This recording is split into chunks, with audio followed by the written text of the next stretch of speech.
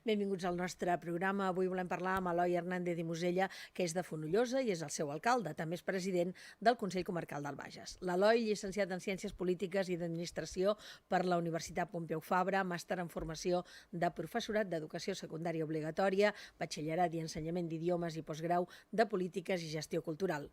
Benvingut, Eloi, què tal? Molt bé, molt content i emocionat. Sí? Sí, estic emocionat de viure aquest moment que en certa manera és únic. És que han passat molts anys des de que vas començar les tertúlies, quan el Lluís Oliveres em va dir: escolta, vindrà un noi d'Esquerra, molt jove, però ja veuràs que ho farà molt bé. Correcte. I de fet et vam posar gairebé els lleons, perquè venies els divendres que hi havia aquí un cultiu de persones de diferents partits polítics. La veritat i va ser és complicat, que vaig aprendre molt. Vull dir, jo sempre ho dic, que a les tertúlies teves i aquí a Canal Taronja, com una escola, que em va ajudar moltíssim a saber-me expressar, a parlar en públic, a perdre la por. Recordo les tertúlies aquestes amb l'Enrique Pérez, el senyor Mira, allò amb molta potència, jo escoltant molt, callant molt, i quan convenia llavors anar intervenint. Ara ja estic més atrevit i ja parlo el que faci falta. I després les tertúlies de gent jove, de polítics joves, que també van ser molt xules. Correcte. Escolta'm, Eloi, compartim les teves passions, que són la política, la cultura i el teatre. El que passa que tu les has fet actives totes. A mi em falta la part de la política, que espero no fer-la mai, perquè jo crec que de les tres potser és la que hi ha més ganivets, no? La política és complicada, però jo crec que almenys en el meu cas, que ara mateix m'hi estic dedicant, és la meva passió, és la meva vida. De fet, jo sempre ho dic, fa ara 10 anys i escaig que sóc alcalde de Fonollosa, i estic dedicant, no sé si són els millors anys de la meva vida, però a part dels anys més importants de la meva vida, i ho visc amb moltíssima passió, amb molta estima pel poble, per la gent, amb moltíssimes ganes de fer coses, i tothom qui em coneix, jo he tingut l'oportunitat de treballar mínimament amb mi, crec que ho sap, no? Que sempre poso per davant aquesta passió. Passió que comparteixo en altres àmbits, com bé tu deies, no? Política, però també teatre i música sobretot, que són com les meves vàlvules d'escapament, i que a dia d'avui, malgrat que porto un ritme molt intens, no? Amb l'alcaldia Fonollosa, amb la presidència del Consell Comarcal, i intento anar-ho compaginant també amb aquests dos hobbies, diguéssim, que tinc a la meva vida. Però tu no creus que a la política t'ha anat molt bé haver fet teatre? Jo sempre dic que els polítics haurien de fer com a mínim un curs de teatre, perquè, sobretot al principi, després s'hi van acostumant, els hi costa posar-se davant de la gent. En canvi, els que han fet teatre potser no els hi costa tant. Sí, en tot cas aquesta és una virtut, per dir d'una manera, que puc tenir, que em ve del fer teatre, i que mai he tingut cap problema i cap inconvenient a posar-me davant d'un auditori de gent, davant d'una càmera, expressar-me, i crec que me'n surto prou bé. Per tant, des de molt petit, a l'escola de Fonollosa és on vaig començar a conèixer la passió, i em va sortir aquesta passió pel món del teatre, fent pastorets ja des de molt jove a Fonollosa, després a Calaf, fent diverses obres de teatre, i això m'ha portat a dia d'avui a poder també desenvolupar-me en aquest món de la política. Un món que, tu deies, hi ha molts ganivets. És complicat, el món de la política. De fet, jo he tingut una experiència a nivell de política més general, que en el meu cas puc dir que ho he tastat i que no és el que més m'ha agradat del món. Jo soc fet d'una altra pasta, a mi m'agrada treballar pel meu poble, en tot cas, com a molt, no? M'agrada treballar també per la meva comarca, i en aquest àmbit més de confiança, de relacions més sanes, i aquest àmbit que penso que la política global li aniria bé i li seria bo nodrir-se una mica d'aquest esperit, perquè jo crec que tot plegat a nivell del sistema se'ns n'està anant potser una mica de mare.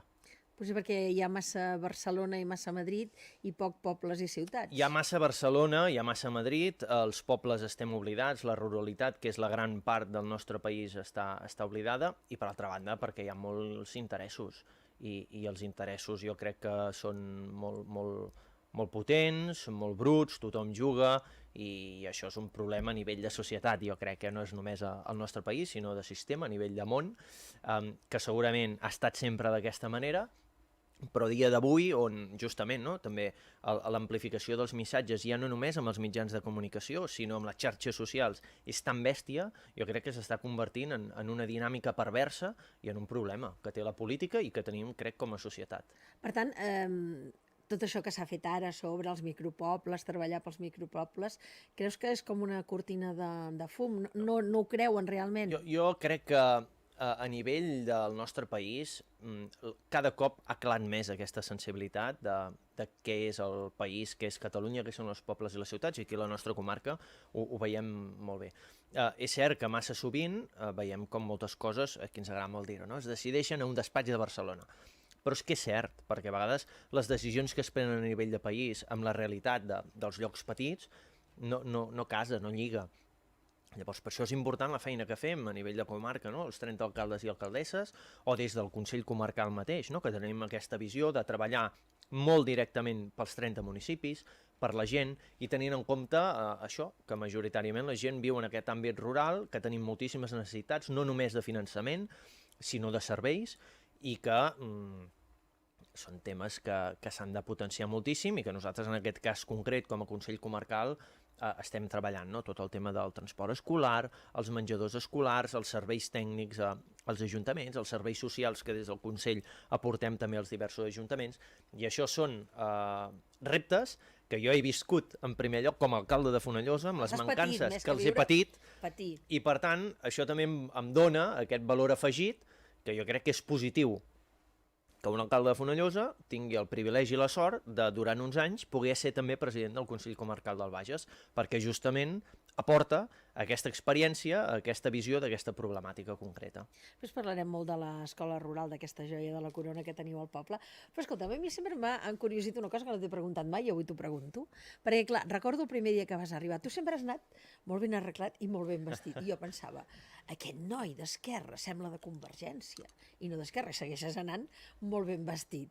Què passa? Que tenim associat que els partits d'una manera han d'anar vestits d'una manera i els d'una altra manera? Per què vas triar Esquerra i no un altre partit? Jo et faig un incís d'una broma que faig sovint quan algú progressista i d'esquerres em diu que vaig tan ben vestit que semblo conservador, diguéssim. Sí.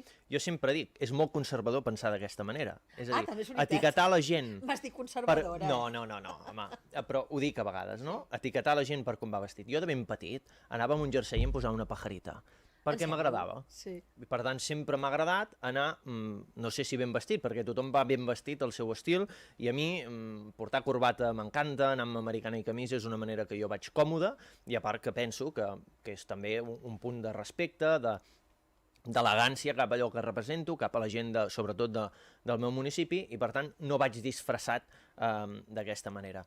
Jo sempre he estat una persona que m'he considerat d'esquerres, progressista, republicà, per això ja des de ben jove, en el context del meu municipi, em vaig començar a involucrar amb Esquerra Republicana de Catalunya, malgrat no venir d'una família de tradició d'Esquerra Republicana, i és on jo he desenvolupat el meu pensament crític, les meves idees, i on a dia d'avui, malgrat tots els malgrats, encara em sento còmode i per tant defenso i treballo en aquest projecte col·lectiu. Que, per cert, Esquerra Republicana és un partit i és només una eina. Vull dir, en realitat, és una eina com n'hi ha tantes altres per treballar pel país, per treballar pels pobles i pel benestar social i de justícia de la gent d'aquest territori. I de fet ho deus fer molt bé perquè la darrera legislatura només et vas presentar tu en el teu municipi. A Fonollosa hi ha hagut aquestes últimes 2 legislatures una situació curiosa, si més no, que és que s'han intentat presentar amb algun altre grup i al final hem acabat sent una candidatura única. Jo crec que en gran part, més enllà de per la feina, és perquè hem sigut una candidatura que, malgrat estar vinculada a Esquerra Republicana, és una candidatura molt transversal, molt oberta, amb gent de diversos pensaments, de diverses ideologies, que representa molt els 4 pobles del nostre municipi, els diversos sectors d'edat, gent més gran, adulta, gent més jove, i per tant on una gran majoria de la gent del municipi s'hi ha acabat sentint còmoda. Tu deies que tens esperit crític. Aquest esperit crític t'ha portat a anar amb una candidatura que no era la d'Oriol Junqueras per canviar el partit? Sí. De fet, jo tinc una relació personal i una estima molt gran amb l'Oriol Junqueras. De fet, durant un temps l'he admirat moltíssim i penso que Oriol Junqueras ens ha portat una de les etapes més bones i glorioses d'Esquerra Republicana, que culmina amb una bona victòria electoral i amb un govern d'Esquerra Republicana encapçalat per Pere Aragonès. Jo, en el moment que hi ha tot aquest canvi intern, diguéssim, una nova elecció interna, considero que cal un canvi de sentit d'Esquerra, que hi ha coses que està fent Esquerra o que ha fet Esquerra que la gent no les ha entès, per tant que no les hem fet prou bé i que no les hem explicat prou bé i que segurament amb diverses ens hem arribat a equivocar i que això passa per canviar els lideratges. Jo vaig donar suport a una candidatura que no era la que liderava Oriol Junqueras, aquesta candidatura no va guanyar, jo continuo a Esquerra Republicana i, per tant, continuo treballant amb els meus companys i companyes, sobretot de la comarca, però també a nivell nacional, per continuar tirant endavant, ja no només el partit, sinó el país, contribuint a nivell comarcal i a nivell dels meus pobles. I en aquest món que estem ara, en què Esquerra Republicana no està manant en un lloc que tu hagis d'anar a trucar a la porta pel teu poble o pel Consell Comarcal, ni a la Diputació, que hi ha el Partit Socialista, ni a Catalunya, que hi ha el Partit Socialista, ni a Espanya, que hi ha el Partit Socialista i Podemos. És més difícil aquesta època que l'anterior, en què potser tenies la porta més oberta perquè eren tots d'esquerra? És a dir, és evident, jo no enganyaré ningú. Quan a l'etapa anterior el govern de la Generalitat era Esquerra Republicana, l'Eloi Hernández, l'alcalde de Fonollosa, president del partit d'Esquerra també, li era més fàcil aconseguir el contacte directe, no sé, doncs amb els consellers de la Generalitat. Jo ara mateix no tinc cap problema. Bàsicament perquè si tinc una virtut és que crec que m'entenc bastant bé amb tothom. I amb tothom és amb tothom. Jo tinc una excel·lent relació amb els representants del govern de la Generalitat, amb la delegació del govern, la delegada del govern, a més tinc una amistat personal amb ella de fa molts anys, i perquè jo crec que represento també una manera de fer política que és que ens ajudem els uns als altres independentment del partit polític. Hi ha extrems que, evidentment, per mi són línies vermelles, però en general, amb els partits que estan governant ara mateix, tant a la comarca com a nivell de país, jo tinc molt bona entesa. Jo crec que en general també, i com que la nostra feina és ser-hi molt, i jo soc molt insistent, per no dir pesat, molt insistent a darrere les coses, la gent em coneix, siguin del partit que siguin, i per tant aquesta relació hi és molt fluida. Això evidentment beneficia moltíssim, sobretot la meva tasca a nivell d'Ajuntament, a nivell de pobles, de poder accedir quan tens un repte o tens una problemàtica a aquells que t'han d'ajudar, i això ens ha portat que durant aquests últims anys, també actualment, doncs aconseguim moltes coses, i aconseguim finançament, i aconseguim subvencions, eines, que tinguem més eines com a Ajuntament per resoldre els problemes dels pobles del municipi. I aquest escalf que dius que tens amb la gent del teu partit, quan vas començar i eres jove, et vas sentir moltes vegades, ui, aquest és massa jove, ja n'aprendràs, aquelles frases que diuen los mayores del partido, per dir-ho d'alguna forma. Internament a nivell de partit, no. Tu tampoc ho has fet, després? No. Al revés, jo crec que... És a dir, quan jo vaig entrar, que era molt jove, em sembla que tenia 23 anys quan vaig entrar de regidor, 27 quan vaig ser alcalde, mai vaig tenir aquesta sensació des de la política. De fet, i m'agradaria dir-ho, no? Referents importants a la nostra comarca, com un Valentí Riera, alcalde d'Aguilar de Segarra per Convergència i Unió, que va morir fa molts pocs dies, que va ser alcalde durant 40 anys, que evidentment a nivell ideològic no teníem una coincidència, però van ser d'aquelles persones que hi vaig poder treballar els primers anys jo com a alcalde, que ens van ajudar el Joan Costa de Rajadell, m'agrada sempre recordar-ho també, perquè eren gent que eren d'escuderies diferents a la meva, i vam treballar de manera molt cordial, mai ningú vaig sentir que pensés, aquest nanet què fa? Sí que el primer cop que jo em vaig presentar a les eleccions va ser una arma política, és a dir, els meus contrincants polítics el primer cop que em vaig presentar feien servir com a eina, diguéssim, com un aspecte negatiu en la meva joventut d'aquell moment, amb malnoms fins i tot, que em donaven a aquest fet. Però això es va superar, i a la que jo vaig entrar a l'Ajuntament, vaig accedir a unes regidories, vaig començar a treballar en l'àmbit d'educació i la cultura, sent regidor, la gent va veure que jo treballava i que tant era que fos més jove o més gran, i aquesta joventut jo crec que també m'ha sigut una oportunitat. I ho és actualment també aquí a la comarca. Hem estat una fornada d'alcaldes i alcaldesses, de gent molt jove que hem anat entrant, i que això ens ha permès també portar aquesta visió més fresca, més, no sé si moderna, no? Però amb un pensament una mica diferent d'un sistema més vell o més enquistat que potser teníem d'uns anys abans. I ens ha permès també una cosa molt important, fer molta pinya i estimar-nos moltíssim. I jo crec que això es nota, perquè en una feina tan impactant com la de ser alcalde, que et sents molt sol moltes vegades, sobretot quan tens problemes, no? Tenir aquest grup a darrere d'altra gent que també comparteix la passió per la política, que hi és i que pots fer coses més enllà de les reunions institucionals, jo crec que ha sigut molt important i és una cosa que agraeixo moltíssim a les meves companyes i companys que he tingut durant tots aquests anys. T'ha afectat que plegués el Ferran Estruc, alcalde de Cardona? M'ha afectat molt, de fet, va ser un dia molt emocionant i trist, alegre alhora, perquè el Ferran necessitava fer aquest pas, per tant, vull dir, ha tingut tot el meu suport a l'hora de fer-lo, però va ser com un final d'etapa, i ja ho deia, per mi se'm va anar com un referent. El Ferran va ser alcalde 4 anys abans que jo. Recordo que la vegada que jo vaig guanyar les eleccions, ell, en certa manera, em va apadrinar, em va venir a presentar a la llista electoral, i és que hem fet, clar, tot el recorregut d'aquests anys junts, hem passat moments de tot, moments que hem estat més d'acord, moments que no n'hem estat tant, però sempre el que hi ha hagut és aquesta amistat, que evidentment, doncs, en moments com ara, que també han sigut complicats per ells i que ha hagut de fer un pas al costat i deixar l'alcaldia de Cardona després de molts anys, doncs ha sigut també, penso que el Ferran, tot el meu reconeixement i estima, perquè és una de les persones importants que hem tingut la sort de tenir a la comarca durant aquests anys. I com a alcalde jove que ets, què és el que t'ha costat més de fer o de tirar endavant en el poble? Que deies, això que faré no ho entendran, ho he d'explicar molt bé. Jo he tingut una sort, crec, que és que des de l'inici he tingut equips molt bons. De fet, tinc algú que porta tants anys com jo a l'Ajuntament, que és la meva tinent d'alcalde, la Eli, que és una peça fonamental també del govern del municipi, i que m'ho han ficat molt fàcil. I per altra banda, la gent. Sí que és cert que la Fonollosa fa 10 anys, segurament a nivell polític, estava una mica més tensionada i a l'inici va costar una mica. Hi havia gent, parlo molt clar, hi havia gent que es pensava que pel fet de que Convergència no havia guanyat les eleccions i que havia guanyat Esquerra, ho havien perdut tot, que aniríem en contra d'ells, que aniríem a...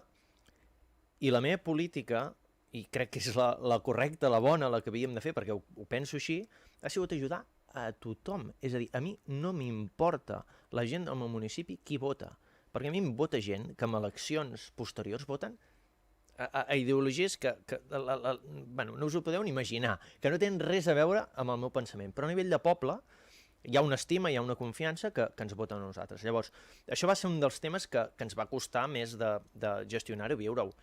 I ara, 10 anys després, un dels temes que costa més també, que per molt que n'he pres molt i que ho tinc molt per mà, és aquesta pressió de la gent, no? El 24/7, 24 hores, 7 dies a la setmana, l'Eloi és alcalde de Fonollosa. I a tot arreu et poden trucar, et poden dir, et veuen en una festa, tu estic amb la meva companya de cap de setmana no sé on, et trobes algú, i ja sé que ara no és el moment, però... Llavors això, vulguis que no, cada vegada és un tema que costa més. I hi ha una cosa, hi ha un fet que també el vull dir, l'he de dir, no? Parlava d'equip, parlava de tota la gent bona que hem tingut. Aquests anys d'alcaldia tinc moments molt bons i en tinc alguns molt colpidors, és a dir, i he de recordar-ho, el 10 de desembre de l'any 23 a nosaltres se'ns mor de cop i volta un regidor, el Marc, amb 43 anys. És un tema que, vulguis que no, canvia el paradigma i el rumb de l'Eloi alcalde, de l'equip nostre i d'aquesta legislatura, sobretot. Jo mai a la vida m'hauria imaginat que em passaria una cosa així. De fet, no estàvem preparats perquè ens passés una cosa així, evidentment, ni nosaltres ni ningú, però és un tema que encara a dia d'avui, doncs, bueno, a mi m'afecta i m'ha canviat també fins i tot la manera de pensar, la manera de com m'agafo les coses, en el sentit de relativitzar-ho tot molt i aprofitar molt tots els moments. Vull dir, és un canvi, no? És un abans i un després, això que ens passa, la pèrdua d'una persona que estava al projecte, que era present, però sobretot que era futur, que de cop i volta s'esvaeix. Això ha estat un cop molt dur. Això és un cop molt dur que perdre una persona, però crec que d'aquests moments d'usos que vas viure, el de l'1 d'octubre també ho va ser. Sí, mira, jo el fet de l'1 d'octubre, Pilar, és un cop molt dur i és un moment negatiu, però que per mi es transforma en positiu. Per què? Va ser molt dur el dia 1 d'octubre, evidentment. Va ser una bestiesa. La Guàrdia Civil a Fonollosa, la gent cridant, la gent plorant, la gent per terra, amb cops, les iaies, els nens... Terrible. Però és que al cap de 24 hores allò es va girar i es va convertir en positiu. I jo crec que en el fons, no el dia 1, però el que va venir després, és de les coses més maques que jo recordaré a la vida, i evidentment la cosa més maca que m'haurà passat com a alcalde. Aquell sentiment de poble, aquella estima, que ha durat anys, jo crec que a dia d'avui encara dura, està una mica diluït, evidentment, però encara dura, és a dir, a partir del dia 2, la gent de Fonollosa es va començar a abraçar els uns amb els altres, i no és literatura, no ho dic per quedar bé, és cert. La gent va començar a notar la sensació de mostrar aquesta estima, de sentir-se comunitat, de sentir-se poble, més enllà de la ingerència externa del que ens va passar. Es va projectar Fonollosa a fora, jo anava arreu del país, deia que era alcalde de Fonollosa, sí, la plaça aquella que el dia d'octubre la policia us va picar, Llavors, jo això ho vaig transformar en un dia i en un fet que ha acabat sent positiu al llarg del temps, que evidentment ara mateix està desvirtuat, està en su mort, però que estic convençut, i per la meva ideologia i per les meves conviccions, que arribarà un dia que allò li trobarem un sentit. Suposo que és per la teva feina o pel que has estudiat. Per un cantó tenim, com a alcalde de Fonollosa, Fals Fonollosa Camps, que tens una escola que és un mirall. Però per l'altre cantó també lluites com a president del Consell Comarcal pel transport escolar. Què passa? Quina passió tens per aquest tema de la quitxalla, que estiguin a gust a l'escola? Perquè són un dels reptes més importants. Fonollosa ara mateix una de les coses més importants que té és l'escola. Llavors nosaltres des de l'Ajuntament què hem anat a fer? Hem anat a garantir que una escola que va fer 50 anys ara fa poc, que era Valleta, es consolidés al poble. Hem fet una inversió de més de 3 milions d'euros per fer unes aules noves que hem estrenat ara fa molt poc, i per consolidar l'escola, el que és el poble de Fonollosa, perquè aquesta escola no marxi del que és el poble, perquè tenim un model de serveis descentralitzats als diversos pobles del municipi. I en català. I en català, evidentment. Això avui en dia ja costa, escola també. Rural, de poble, en català, i mantenint el model que ha fet que l'escola de Fonollosa fos singular, amb aquest ensenyament, que els nens comparteixen aules de diversos nivells, incorporant també les arts escèniques, les arts plàstiques, la música dintre del currículum, la natura, i entenent l'educació d'una manera diferent, que comporta també un seguit de reptes, que llavors ja escalen a nivell comarcal i a nivell de país. Transport escolar no obligatori, per exemple. No entén ningú que la llei a dia d'avui no garanteixi que els nens del municipi de Fonollosa, de Talamanca, de Gaià, d'on sigui, que s'han de moure per anar a l'escola al seu poble i que alguns tenen 15 minuts amb cotxe, no tinguin un transport escolar garantit. La llei no els hi garanteix i actualment aquest transport l'està pagant una part cada cop més petita al Departament d'Educació de la Generalitat i una part més gran cada cop als ajuntaments. I ho paguem als ajuntaments perquè no ho hagin de pagar les famílies, que les famílies paguen, per exemple, menjador escolar, perquè tampoc hi tenen dret, els nens i nenes i les famílies del propi municipi on hi ha l'escola, només faltaria que a sobre els fessin pagar un bitllet d'autobús cada dia per anar i tornar. Per tant, des de Barcelona, algú es pensa que el servei d'accés a l'escola és universal, és garantit. És mentida. És mentida, és garantit, doncs perquè l'Ajuntament de Fonollosa, per exemple, paguem 80.000 euros l'any per transport escolar, que és inassumible. És inassumible. Ara mateix no sabem com ho farem, però evidentment ho pagarem. Llavors, són reptes que tenim que hem fet reunions amb la consellera d'Educació, amb delegació, amb diputació. Hem trucat totes les portes. Tenim un inici de compromís de canviar-ho. De fet, fa molts anys que ens diuen que ho canviaran, però estem ara molt a sobre aquest tema i jo, com que sóc positiu de mena, tinc l'esperança que en breu, d'aquí un curs, 2 com a molt, tindrem aquesta llei canviada i el sistema modificat. Torno a l'escola del poble. No et preocupa que, t'explico, hi ha moltes famílies que ara es canvien de lloc de viure perquè es troben en un terme municipal on l'escola és totalment inclusiva i catalana. El fet que sigueu un mirall, no et preocupa que Fals, Fonollosa, Camps es faci molt gran i que vingui molta gent a viure? És a dir, això ens ha passat, sobretot després de la pandèmia. A Canet de Fals, per exemple, tenim encara molta disponibilitat de sòl per construir, masies que estaven deshabitades de la resta dels 3 nuclis històrics també. Ens ha passat que molta gent jove, parelles, potser de Manresa, Sant Padó, Sant Joan, han vingut a viure al nostre municipi. En molts casos, cridats per l'efecte de l'escola.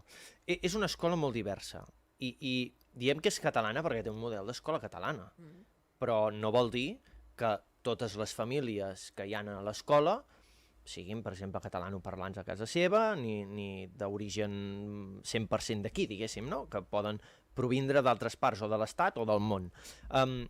però el model que tenim és un model, jo diria, molt sa, molt normalitzat, on ara mateix no tenim cap mena de problema amb això, al contrari, és un model d'èxit, per això com a Ajuntament estem molt orgullosos i per això és el que hem volgut anar a garantir. Hem d'anar acabant. Dues coses, però. Les prioritats com a president del Consell Comarcal del Bages, imminents, perquè tampoc queden tants mesos, i una altra, et tornaràs a presentar? Les imminents, començo per aquí. Prioritats com a Consell Comarcal, evidentment tot el que és el transport, la connectivitat de la comarca amb àrea metropolitana i amb altres parts del país, desdoblament de la C55, alliberament de peatge, trens que han de ser més eficients encara a dia d'avui, i el que és el transport públic per bus i per carretera. Una de les prioritats. Reindustrialització també, tot el que fa referència a l'educació, al transport escolar, que hi tenim la banya molt posada, i tot el que són els serveis socials, l'ajuda a les persones que més ho necessiten, els àpats garantits als nens que moltes vegades l'únic àpat que tenen garantit és l'àpat que fan a l'escola, i per tant això és un dels temes que hi tenim, diguéssim, més insistència, que estem treballant, com també la llengua catalana, que és un ara dels grans projectes que com a Consell Comarcal farem. En definitiva, liderar aquesta comarca, que creiem que a vegades no ha estat així, doncs agafar aquest pes també més polític, co-liderar amb Manresa, Consell Comarcal del Bages i, en tot cas, amb els agents econòmics i socials que puguem anar tots a la una en tots aquests àmbits. Et tornaràs a presentar?